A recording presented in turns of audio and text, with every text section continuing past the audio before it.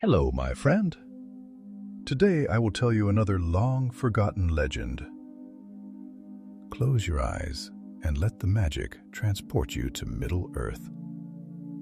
Our journey begins in the hush of an age long faded into the folds of time, when the world was wider and the stars sang of secrets not yet forgotten. There lay a kingdom carved between the spine of mountains and the breathless hush of the sea. It was not marked on many maps, nor was it often spoken of in the high halls of elves or among the towers of men. Yet those who remembered gave it many names: Endor, the star-bound realm, or simply the Silent Watch. So called because its people kept to themselves, and its king, it was said, spoke more often to the wind than to his court. He was a man of high lineage, tall and grave, with eyes like flint beneath a sky of storm. His name has been forgotten in the tide of ages, erased by shadow and war. But those who once served him called him Valandor, the quiet flame. For though he bore the blood of Númenórean in his veins, his voice was seldom raised, and his wrath, when stirred, burned not in fire, but in silence colder than death. His people loved him for his wisdom, feared him for his stillness, and wondered always at the dreams that troubled his sleep. Each night the king would climb the western tower of his citadel, the Tower of Twilight, where the stones were veined with star metal, and the air tasted of frost and memory. There he would stand alone, wrapped in sable and silver, and speak softly to the wind, though no one ever heard the words. His steward, a gentleman named Thalion, once dared to ask what he saw there, night after night, beyond the edge of the world. The king had not answered, but his eyes, deep and dark, had filled with the light not of this world, and then he turned away. It was during such a vigil that the stranger came. The gatekeeper spoke of a figure clad in robes of gray and gold, a voice like the whisper of leaves on stone, and eyes that gleamed red, red like the last light before the sun drowns beneath the sea. He carried no weapon, bore no name, but in his presence the air grew heavy, and the guards stepped back as if compelled by a will they could not comprehend. He asked to speak with the king alone. That night no fires were lit in the citadel, no horns called out the hour. The guards stood dumb like statues, their eyes wide with something between awe and fear. And within the Tower of Twilight, beneath its starlit vault, King Valandor received a visitor who would change the fate of the world. No one knows what was spoken between them, only that when morning came, the stranger was gone, and in the king's hand was a ring. It was wrought of gold so pale it seemed forged from moonlight. Set into its crown was a gem blacker than obsidian, but within it swirled the faintest hint of fire, like a coal buried beneath glass. The king did not speak of it, but from that day forward he no longer stood alone on the tower. He stood with a ring upon his finger, and the wind that once answered his voice now grew still, as though listening. Soon after, the dreams began. He dreamed of a great throne beneath the earth, built of bones and silent cries. He dreamed of voices, some pleading, others mocking, voices that called him by names not his own. Sometimes he would wake speaking in tongues lost since the fall of Bion. Other times he would not wake at all, but wander the halls of his citadel in silence, his eyes unseeing, his hands trembling, as if weighed by unseen burden. His court grew anxious. The steward Thalion wrote to the lore masters of the West and the seers of the East. "Something stirs in the mind of our king," he wrote. something old and dark and cunning. But the messages never returned. The messengers never came back. Then came the winter without end. Snow fell for 7 moons. The sea froze and the rivers forgot their songs. The stars dimmed and the sun rose blood red as if mourning. Crops withered before they touched the earth, and animals howled at shadows no eye could see. Within the citadel, the king's presence grew fainter, as though he were slipping through the cracks of the world. He no longer held court, he no longer spoke, he no longer ate. But still he wore the ring. Then, on the darkest night of that endless winter, a child was born in the village at the foot of the mountain. The midwife, an old woman blind in one eye and wise in the other, said the babe had a birthmark shaped like a crown of thorns, and a voice that cried, not like a babe, but like a broken bell. The villagers, filled with dread, brought the child before the king, hoping for guidance. Valandor looked upon the child, and, for the first time in moons, he smiled. It was not a kind smile. From that night onward, the king changed. He began to speak not in the tongue of men, but in some deeper language that made stones tremble and stars flicker. He ordered the construction of a great temple beneath the citadel, where no one but he could enter, and each night he would descend into it, carrying with him the child who never seemed to grow. The people grew afraid. Whispers stirred in the snowbound silence. They said the king no longer slept, that he had bargained with something beyond the veil of the world, that the ring upon his hand was not a gift, but a curse. And they were right. In the 3rd year of endless winter, the mountain cracked, not with earthquake nor fire, but with song. A song of sorrow and ruin, sung not with voice, but with silence.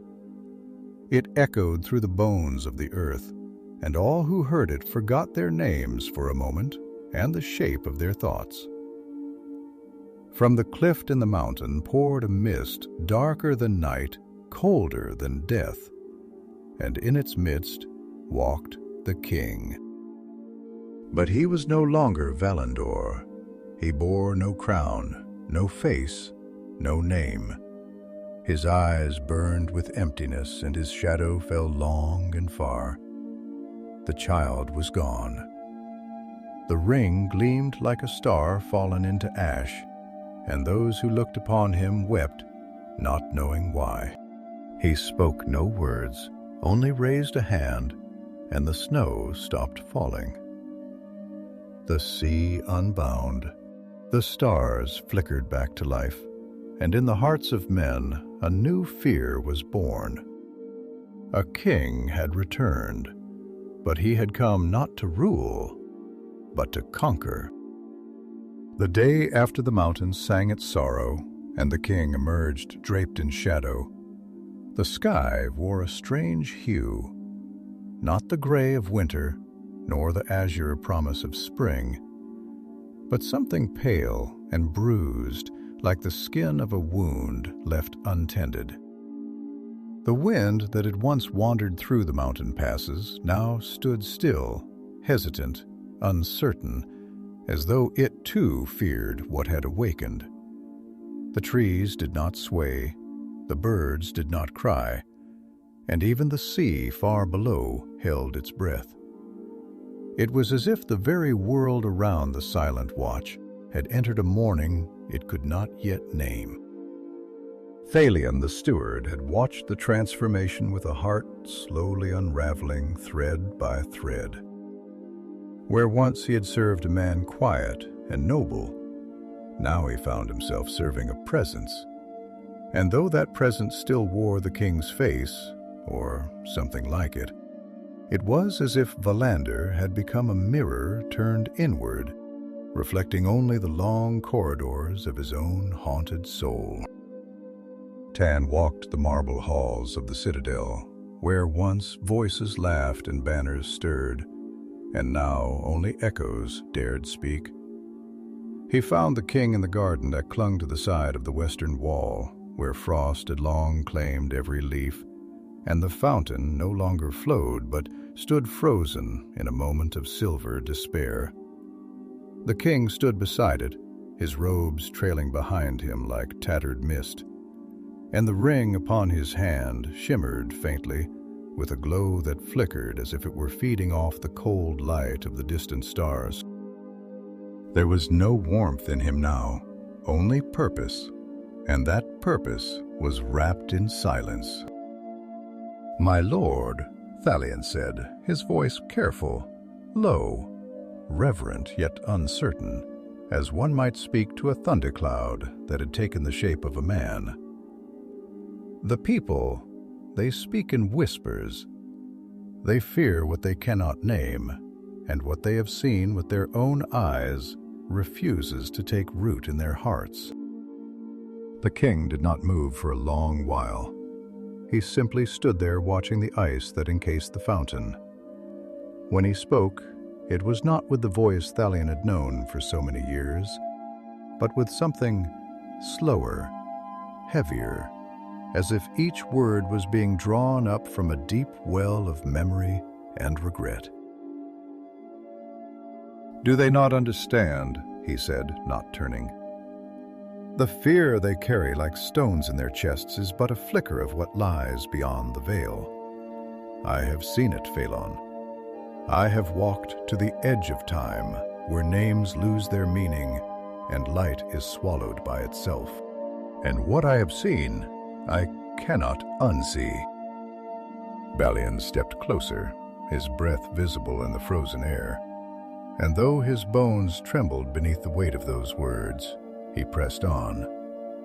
"Then speak to me of it, my king. Let me share the burden, if only a corner of it.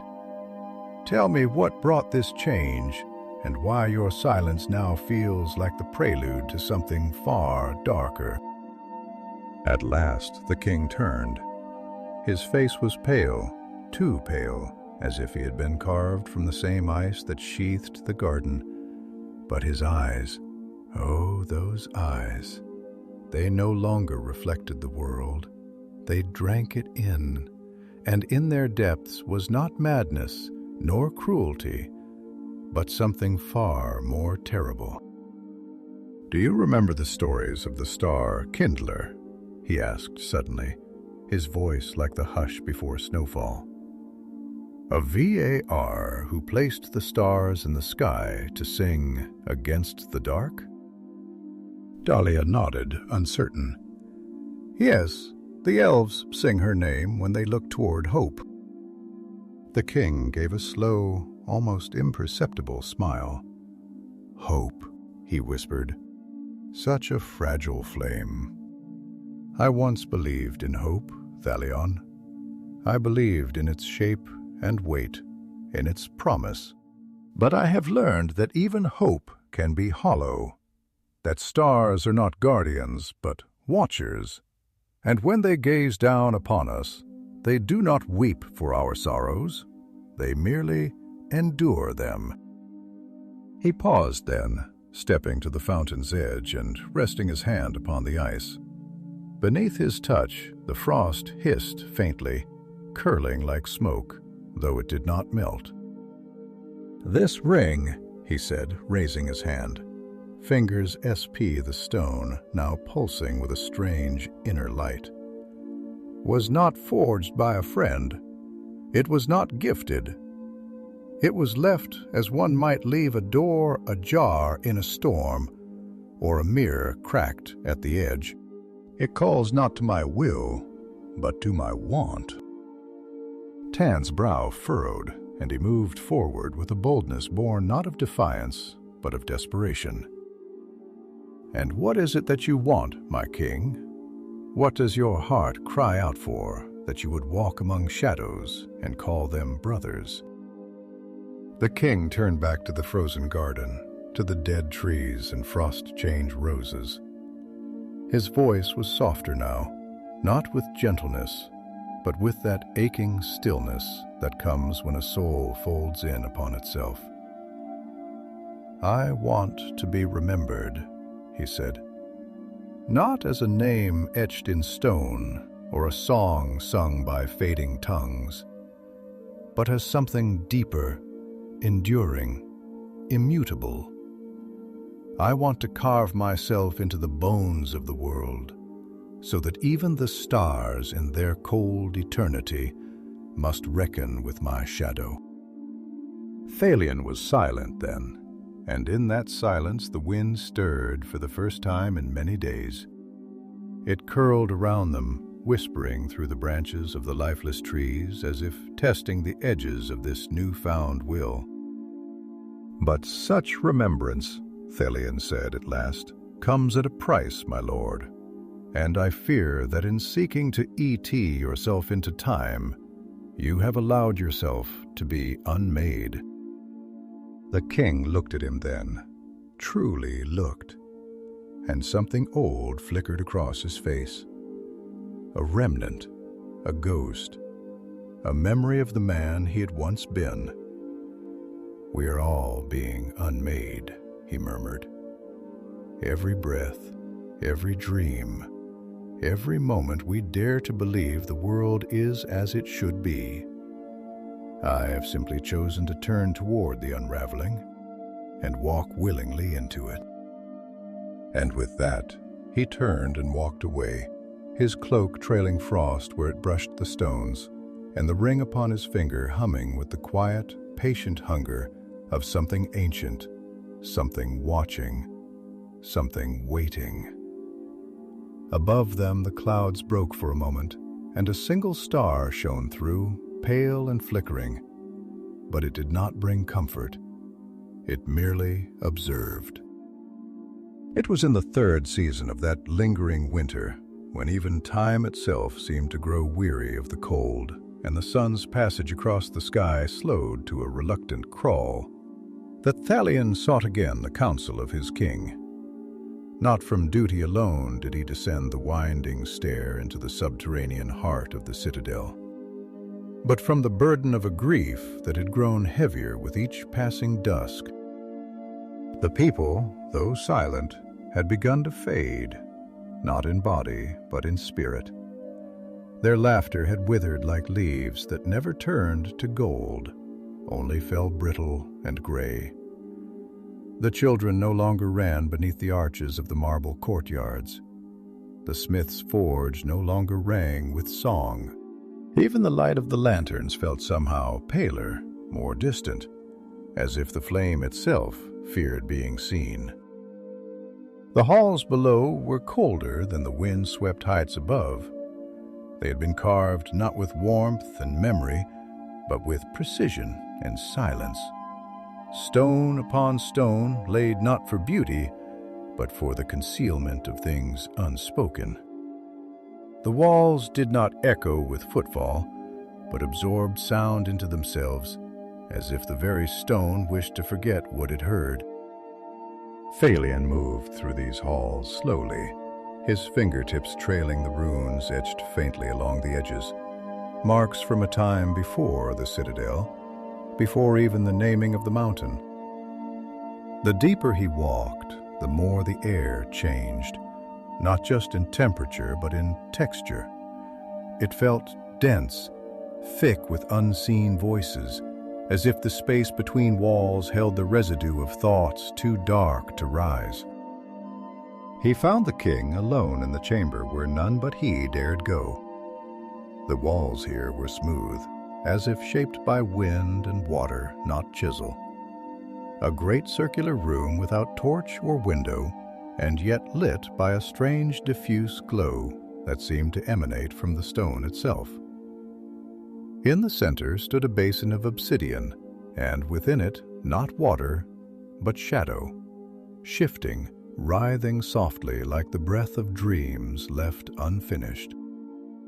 The king stood beside it, one hand hovering just above the surface, as though drawing something unseen from its depths. His posture was not that of a monarch in meditation, but of a man suspended on the edge of something vast, a precip between revelation and ruin. "My lord," Thalion began, his voice little more than a breath, for anything louder felt like it would crack the delicate silence of the chamber.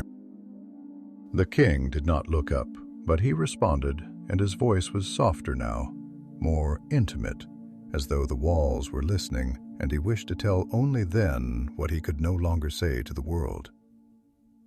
"I dreamed again last night, not of what was, but of what might yet be. The world, then, do you know what it looks like without time? Without the slow, comforting decay we call memory?" Thalion stepped closer, though each step felt like he was walking into a tide he could not see. "No, my lord, but I fear I shall, should your silence continue." At this, the king's lips curved into a faint smile, not of mirth, but of recognition.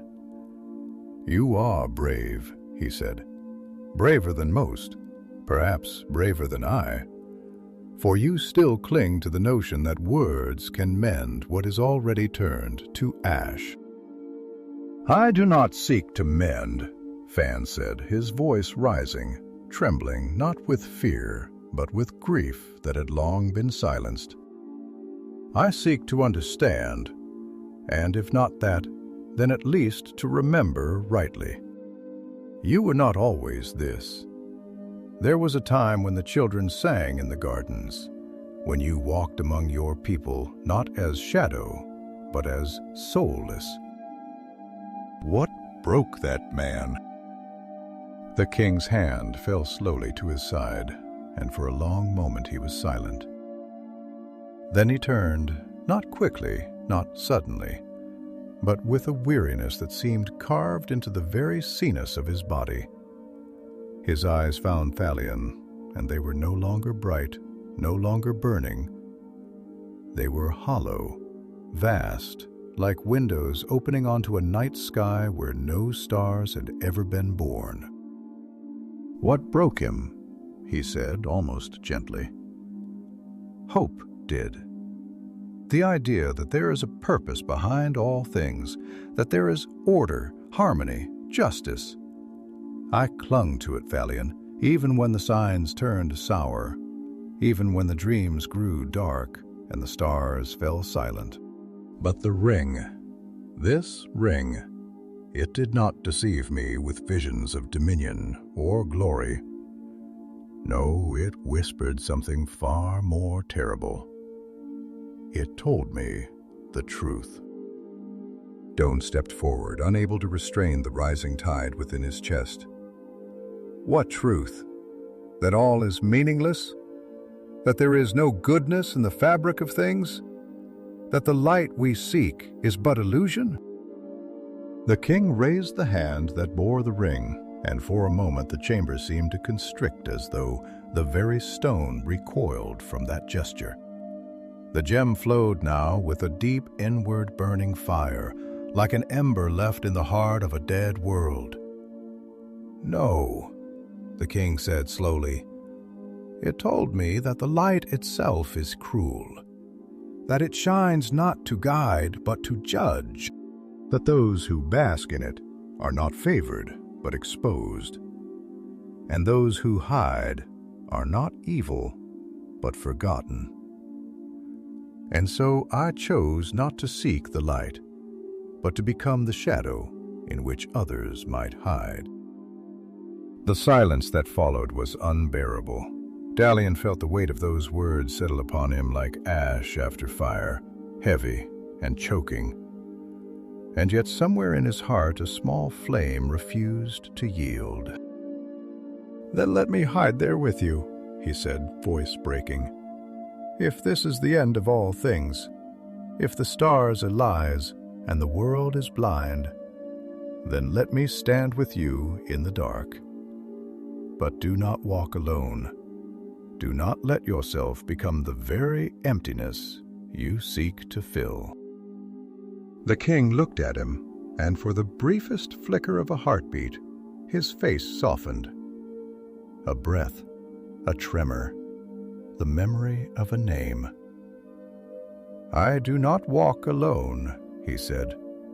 "Not yet, but the path grows narrower with each step." And then he turned again to the basin, his fingers hovering once more above its surface, and the shadow within it shifted, as if recognizing the return of its master. The chamber pulsed faintly, like the heartbeat of some ancient thing waking in the deep. Dalan said no more.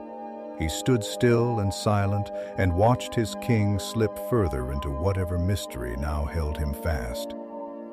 And all around them, the stone whispered not words, not song, but a breath that had been held too long, now exhaled into the dark. Above, in the world that still believed in dawn, snow began to fall again. Not in flurries, but in a soft, continuous hush, as though the sky itself was beginning to forget how to speak. The days that followed unfolded not in any ordinary cadence of time, but in a kind of slow, disjointed drift, as though the very fabric of the world was beginning to unravel at its edges, thread by unseen thread. The sun, when it appeared at all, hovered low upon the horizon like a wounded eye, neither warming nor guiding, but merely watching, distant, withdrawn, and unconcerned. The snow did not cease, nor did it change.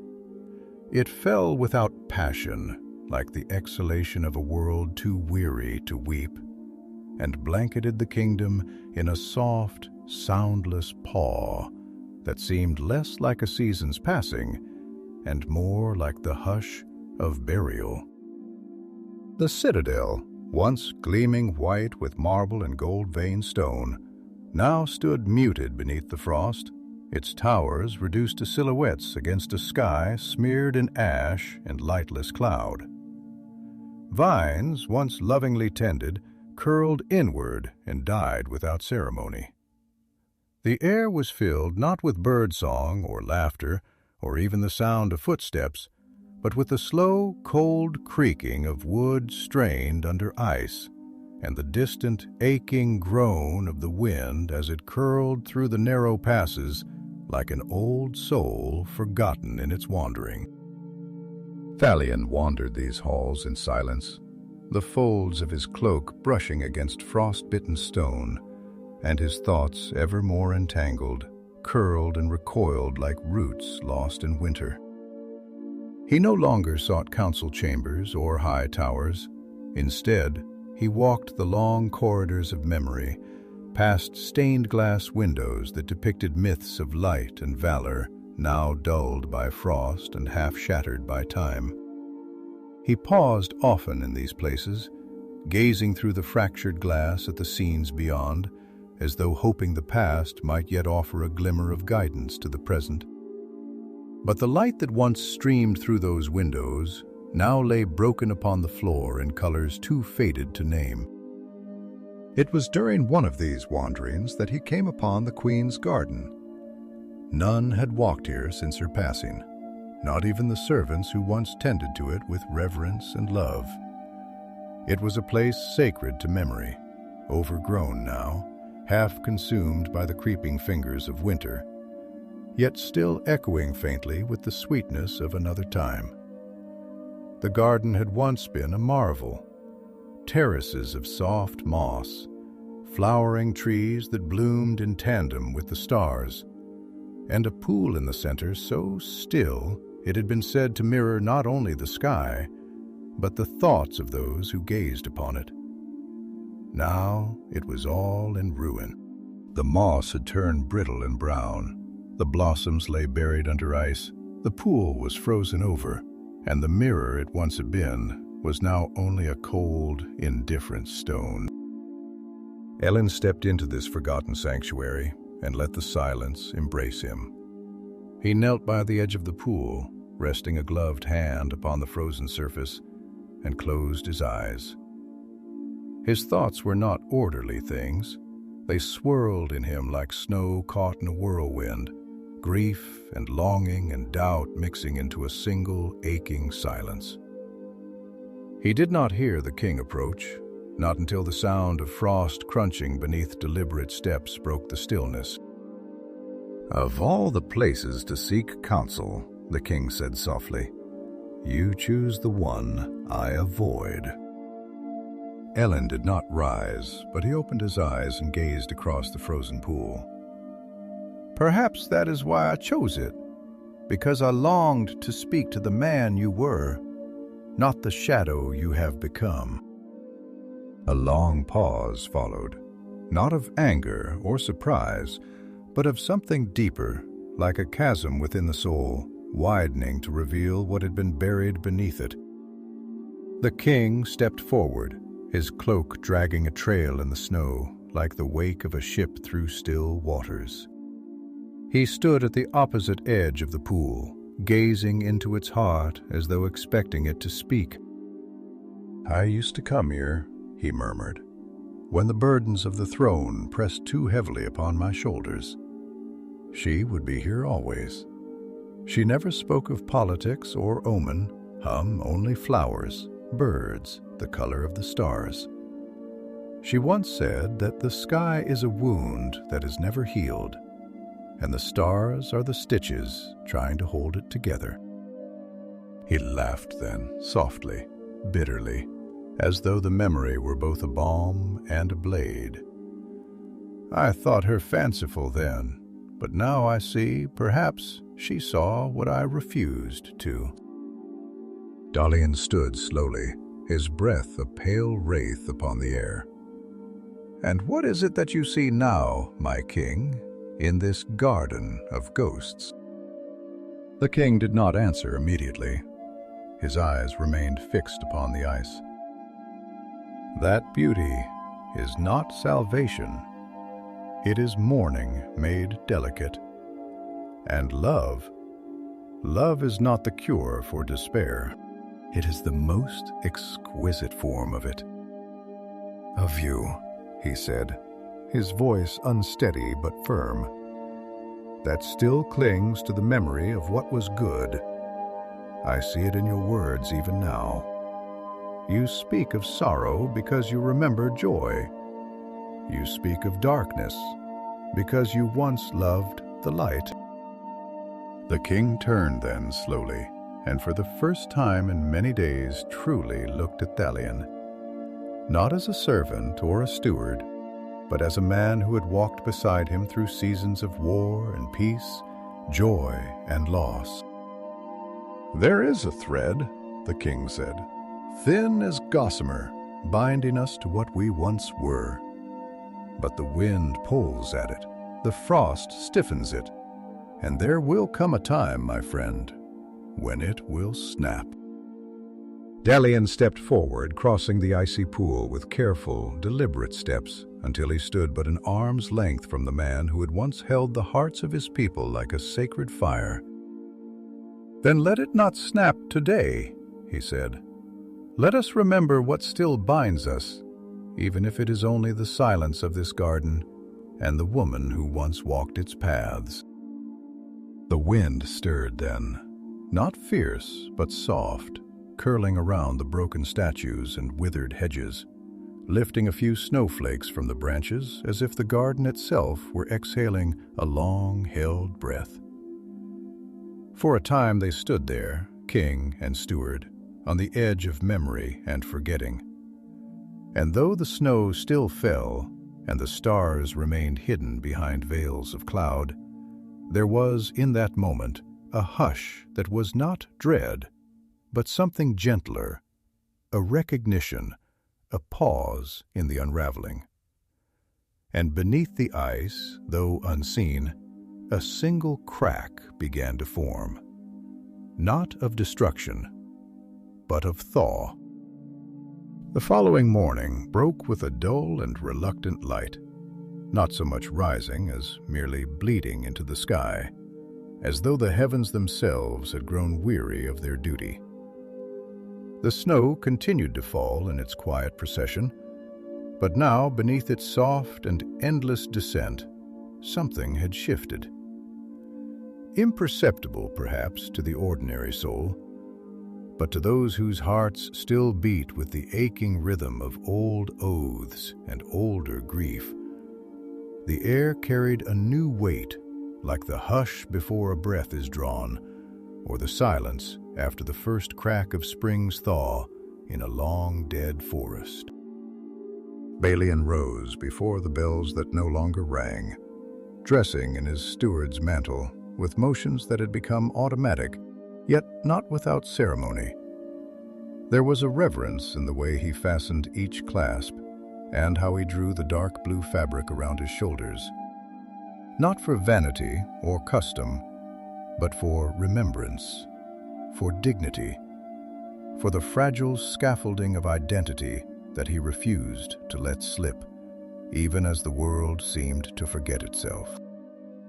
He paused before the frost-rimmed mirror, not to gaze at his reflection, but to feel its absence, to acknowledge the man who had once looked into such a mirror with certainty, with purpose, and now searched only for continuity. Outside the high arched windows of his chamber, the garden of stone and ice lay in silence. The trees stood like statues sculpted in sleep, their limbs held oft in a stillness that was neither death nor dorsey, but something more enigmatic, a kind of listening. The snow upon the rooftops and towers glowed faintly under the iron sky, casting an ambient pallor that seemed to come not from above, but from the earth itself, as though Middle-earth, in some secret grief, had begun to reflect its own sorrow back into the heavens. Diane descended once more into the deeper halls of the citadel, his steps echoing through corridors that had once bustled with counsel and laughter, and now responded only with the echo of emptiness. He passed beneath great tapestries woven with scenes of ancient valor, kings crowned beneath flowering trees, ships with sails like stars upon the sundering seas, dragons falling to swords of light, and women who sang "To the Moon" and held sorrow in their palms like sacred fruit. The colors of these images had faded, not merely with age, but with disuse, with forgetting, as though memory itself grew weary when not spoken aloud. He found the king in the high library, a chamber vast and vast, where the ceiling rose into shadow and the shelves climbed like stairways toward unseen summits. The air here was heavy with the scent of parchment leather and time, a comforting weight like the embrace of an old friend who bore your burdens without question. A fire smoldered low in the hearth, its embers glowing softly, not with warmth, but with endurance. The king stood near the window, one hand resting lightly on the sill, his gaze turned outward toward the distant mountains whose peaks were now veiled in snow like monks in silent prayer. Leon did not speak immediately. He watched the king in silence, studying the subtle shift of his shoulders, the quiet tension in his hands, the stillness in his posture that spoke not of peace, but of a struggle so inward it left no mark on the flesh. And when he did speak, it was with a voice low and reverent, as one might address a wounded god. "You sought these halls once for wisdom," he said softly, "for the voices of the dead whose thoughts still live in ink and vellum. Do they speak to you now?"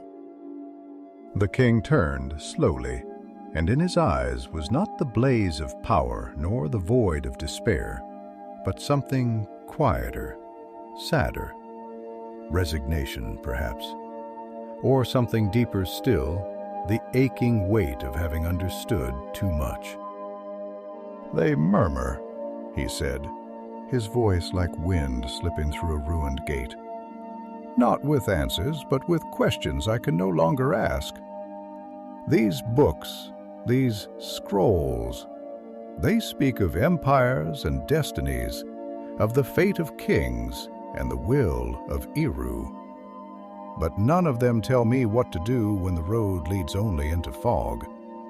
None of them say how one should walk when the path is no longer made of stone, but of shadow and sorrow. Thalion stepped forward, his boots whispering against the flagstones. Perhaps they do not say because the choice cannot be written, because it is not a tale to be read, but a burden to be borne. The king's expression did not change, but his gaze grew distant as though seeing something far beyond the walls of that room. Do you know, Thalion, what it is to look into the abyss and feel it stir in recognition? To feel its cold hand reach for yours, not to pull you in, but to offer you its silence, its simplicity. There is a temptation in it, not evil, not corruption, but clarity. The world becomes quiet, linear. There are no thrones in the dark, no voices calling for justice or mercy. There is only stillness. Thalion's heart ached at those words, not from fear, but from the deep and terrible understanding that they were not born of madness, but of weariness, of a soul that had carried too much for too long and had found in shadow a kind of sanctuary. But there are no stars there, he said gently, and no memory, only forgetting. And to be forgotten, my lord, is that not the truest death? The king looked at him then sharply, and in that gaze was a flicker, just a flicker, of the man who had once spoken with poets, who had held his queen's hand beneath the flowering trees, who had lifted children onto his shoulders and laughed without fear. No, he said after a long silence, to be remembered falsely is the truest death. To become a legend sculpted by the hands of others, to be cast in gold while the truth withers in the dust, that I will not allow. He turned from the window and moved to the shelves, his hand drifting over the spines of ancient tones as though seeking a single thread among 1,000, a whisper of clarity and a sea of noise. There are writings here, Thalion, he murmured, old and obscure scraps of thought from the East, from the forgotten tongues. They speak of rings not made by elven smiths, of P struck not with Morgoth, but with the silence that followed him. They call it the under voice, the will that waits. Alon's blood chilled at those words, not because they were spoken with malice, but because they were spoken with reverence.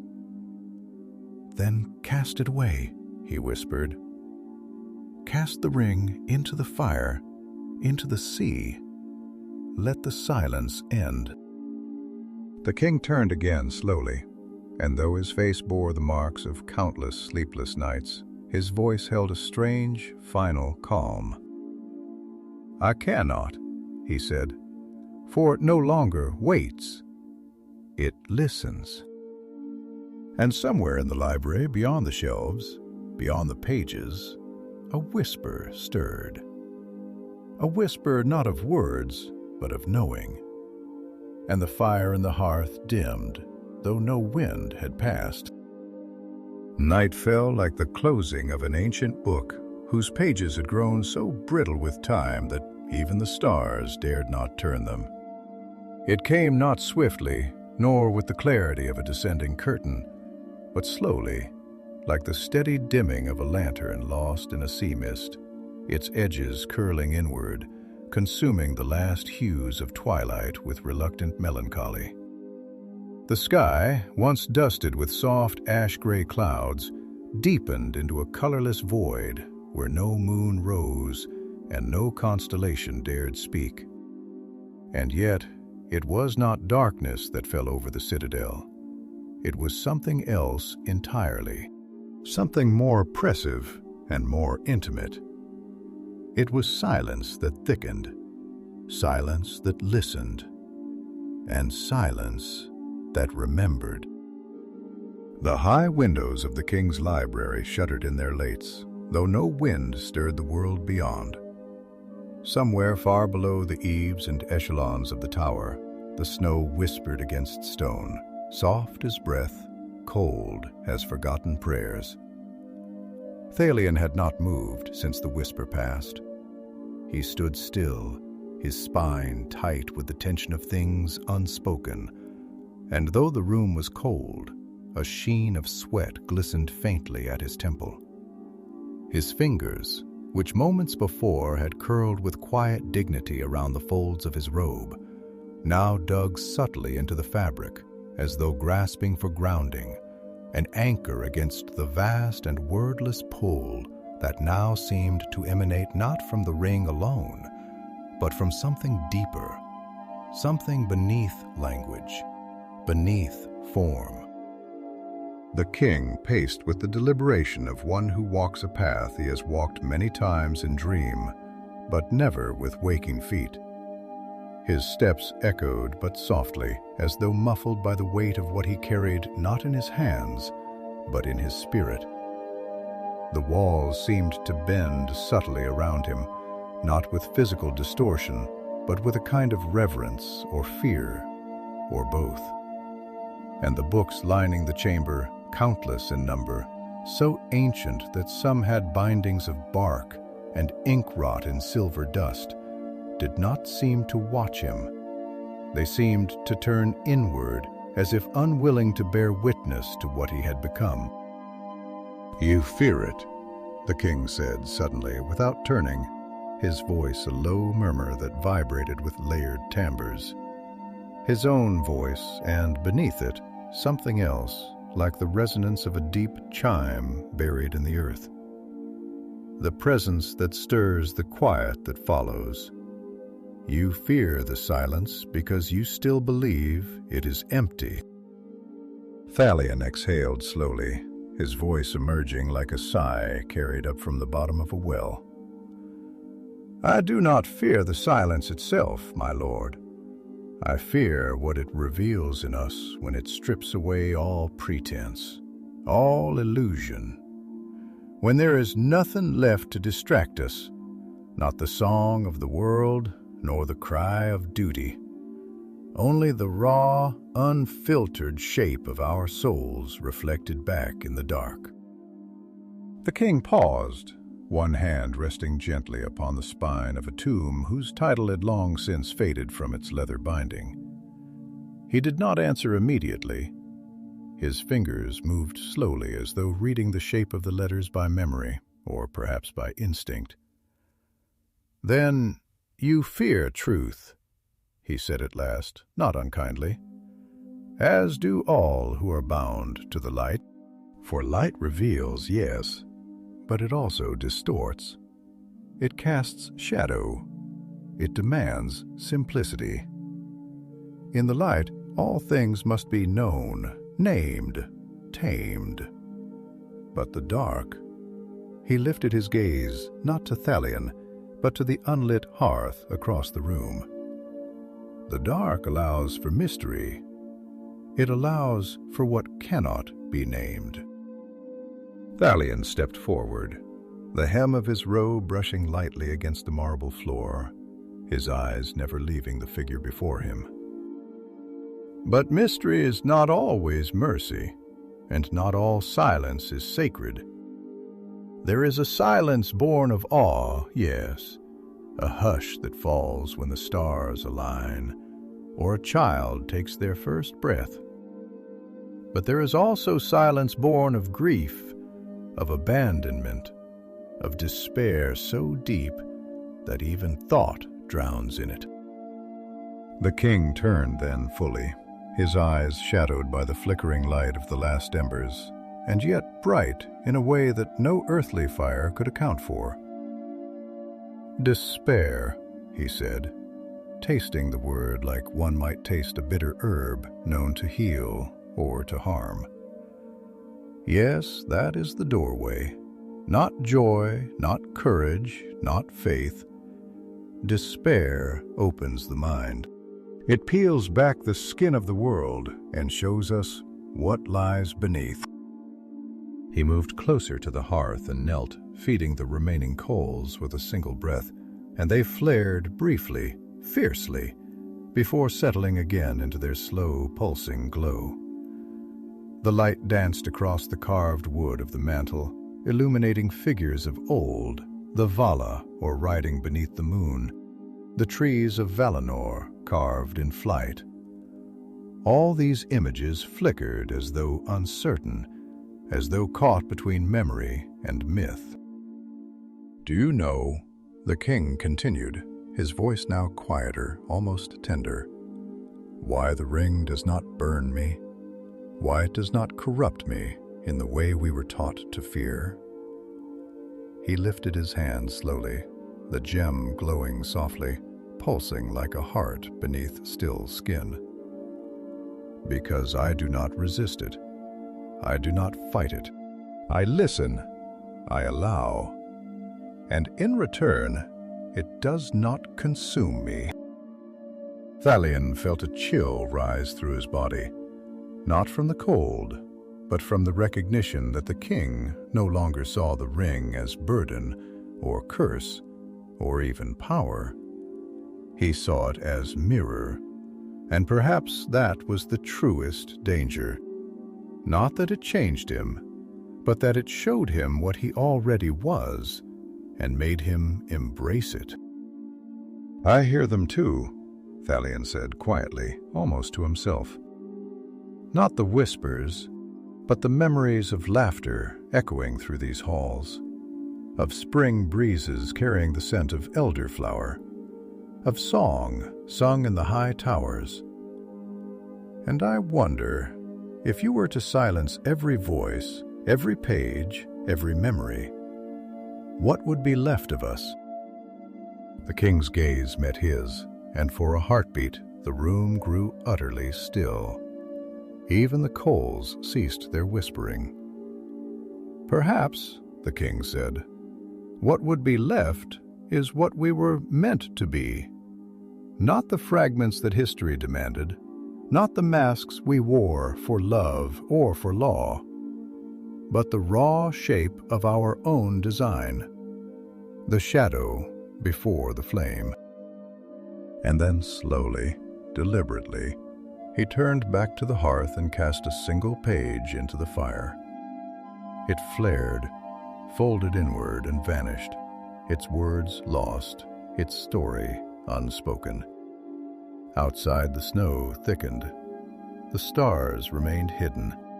But in the deep places of the citadel, beneath the oldest star stones, something stirred again. Not loudly, not yet, but with purpose. It was listening. The air in the library after the burning of the page thickened with a stillness that was not emptiness, but presence, dense, pervasive, and laden with something unspoken.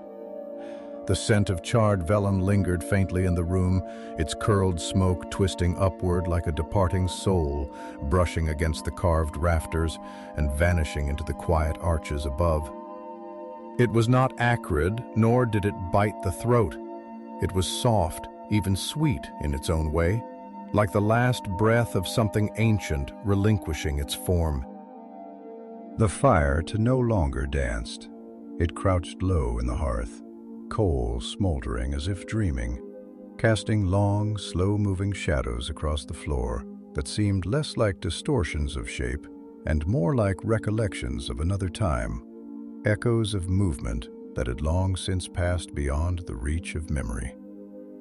The shelves, once silent and dignified, now loomed with subtle weight.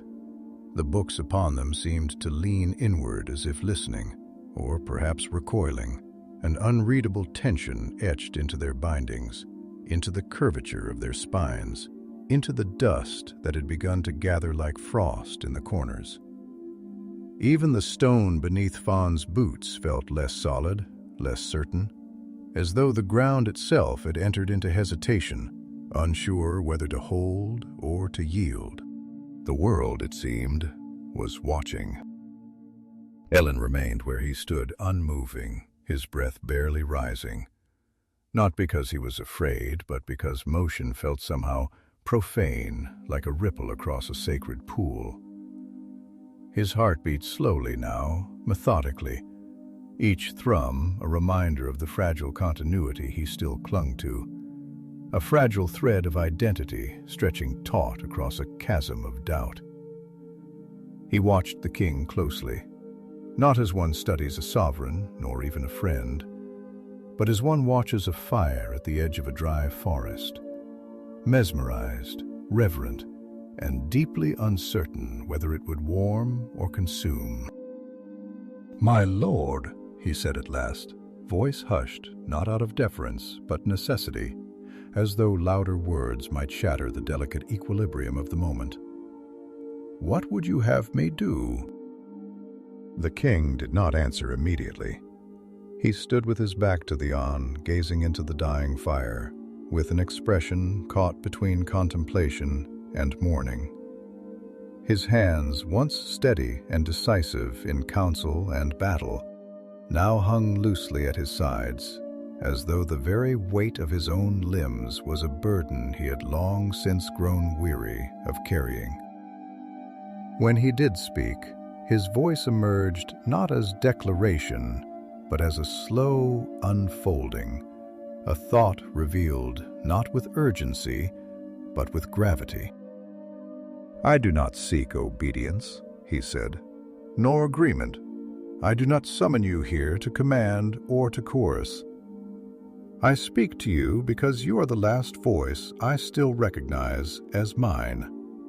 Because in this place, where even memory begins to falter, your presence is the last echo of what I once believed I was." Thalion lowered his gaze then, not in submission, but in sorrow. There was a strange pain in hearing such vulnerability from the man who had once stood like a pillar between his people and despair, a pain sharpened by the knowledge that it came not from weakness, but from an unbearable weight of clarity. "I see you," he whispered, barely audible, "but I do not know what you have become. I do not know whether the man I served still walks within you, or if he has vanished into the shadow entirely."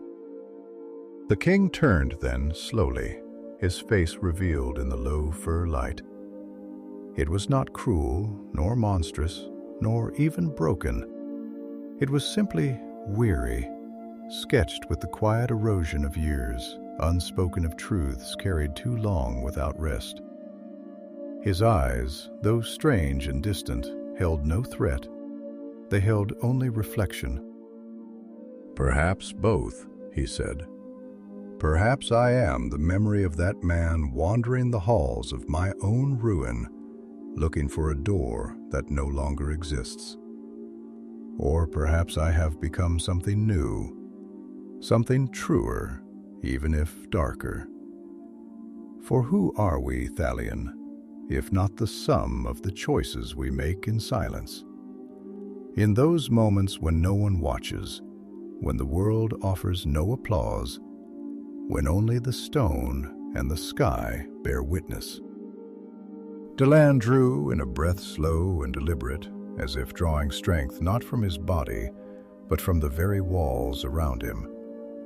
His gaze swept across the chamber, over the carved columns, the fading tapestries, the silent books, and he felt again that strange stirring in the stones, that sense of something waiting, poised just beyond the veil of knowing.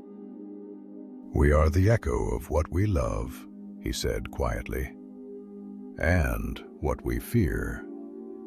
We are not forged only in silence, but in remembrance, in the choices that break us, yes, but also in those that mend us.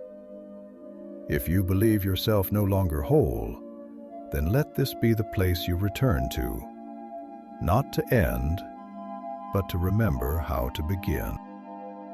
The king closed his eyes for a long moment, and the silence that followed was vast, not empty, but full of tension, like the final breath before a leap, or a fall.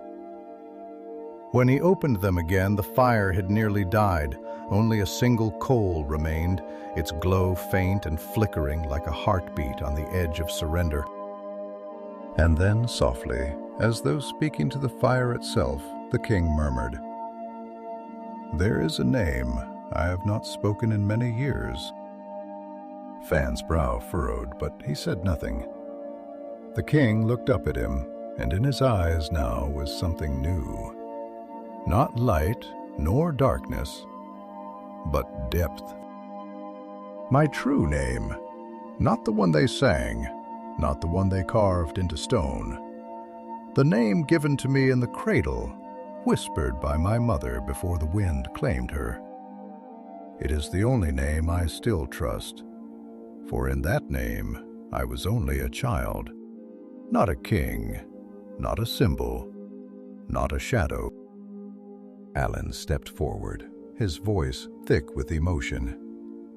"Then speak it, not to prove anything, not to cast off what has been, but to remember that you are not yet lost."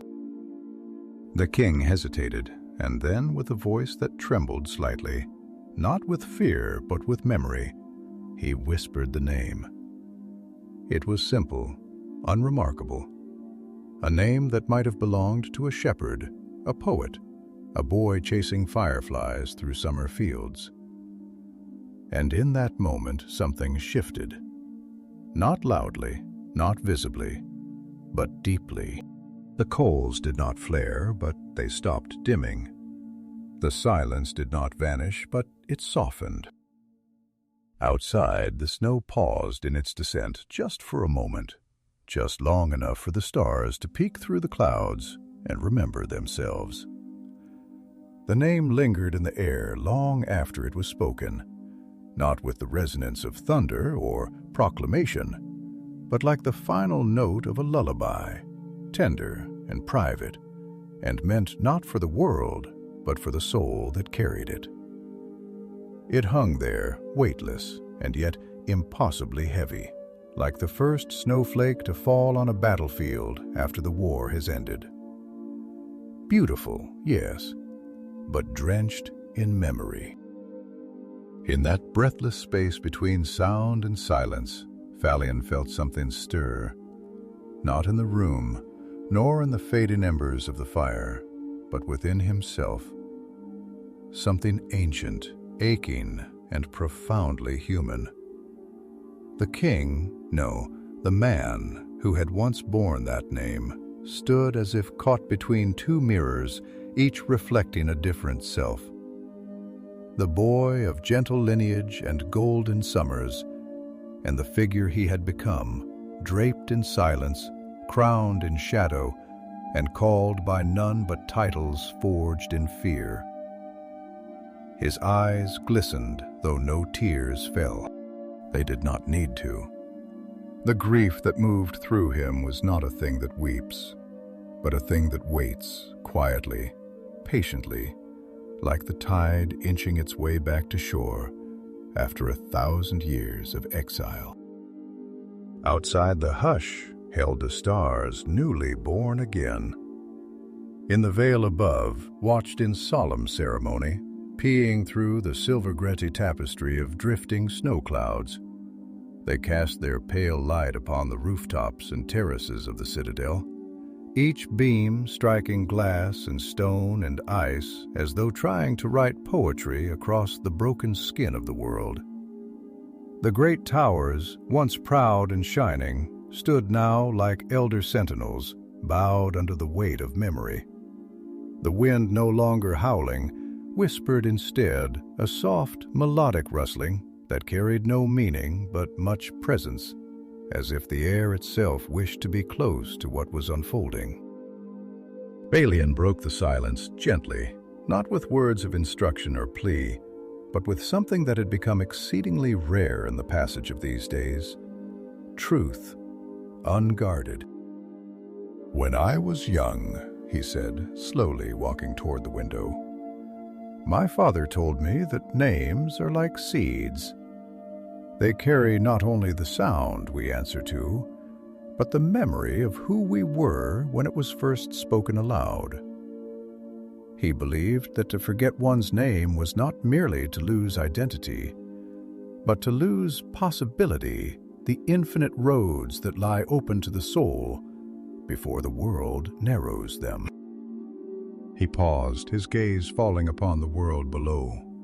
The snow-laden courtyards, the icy spires casting long shadows under the moonlight, and the faint, distant line of the forest sleeping beneath a quilt of frost.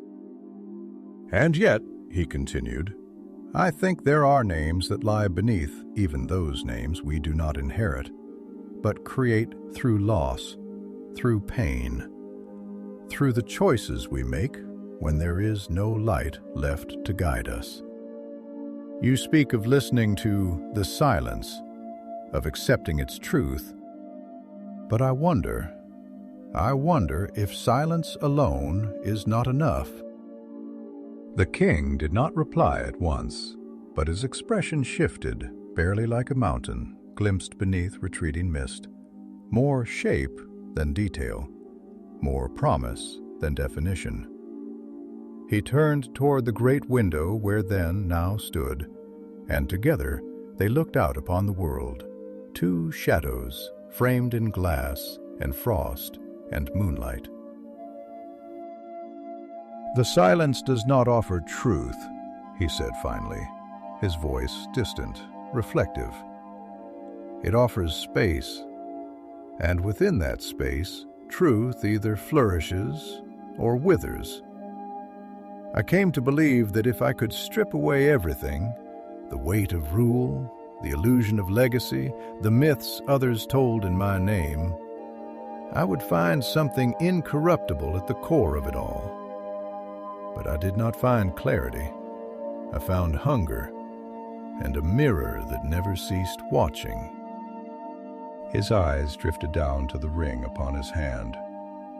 It no longer burned or glowed, and yet it had never felt more present. The gem, black as night, and yet glinting faintly with its inner fire, reflected nothing.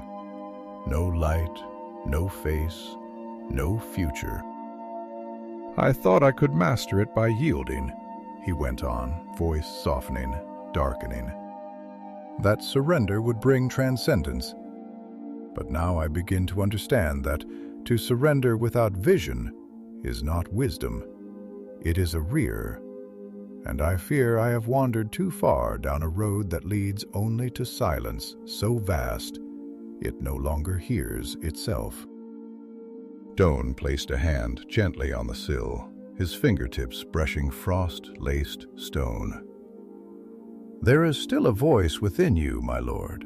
I have heard it, even if it comes now through darkness and doubt.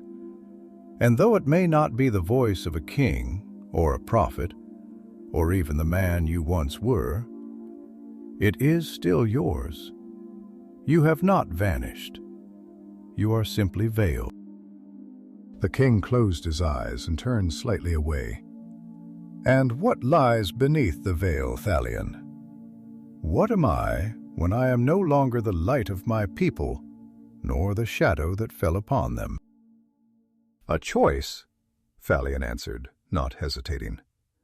"You are a choice yet to be made, not by the silence, not by the ring, but by you. And in that, you are more powerful than you know." The words hung in the air, weaving themselves into the fabric of the moment like golden thread through morning cloth. For a long time neither man spoke. They simply stood there, side by side. The silence around them no longer cold, no longer empty, but bearing the shape of something, becoming a hush before the first breath of dawn, when the stars have not yet fled and the sky forgets for a moment whether it is night or day. Beyond the citadel, in the valley below, the snow began to change. It no longer fell in endless sheets of white. Oblivion, instead, it slowed, each flake descending like a thought unspoken, delicate and rare. The wind carried a different note now, still solemn, still reverent, but touched with something else. Not joy, not yet, but maybe remembrance. And beneath the earth, far below, the throne and the towers and the chamber of whispered dreams, the thing that had waited, patient, ancient, unnamed, paused in its slow stirring. For the first time it heard something it did not expect. It heard resistance. The stars held their breath suspended above the kingdom, like a canopy of distant eyes, dim silver, eternal, and the snow, long resigned to its sill ritual, seemed to hesitate in its descent, as though unsure whether to continue blanketing a world poised on the edge of some final, irrevocable turn.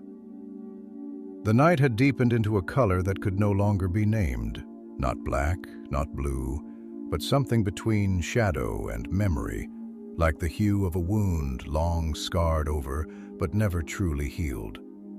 And beneath that colorless sky, the towers of the citadel loomed in silhouette, their once proud spires now draped in the heavy veils of frost and silence, as though mourning not only for a fallen season, but for an entire age.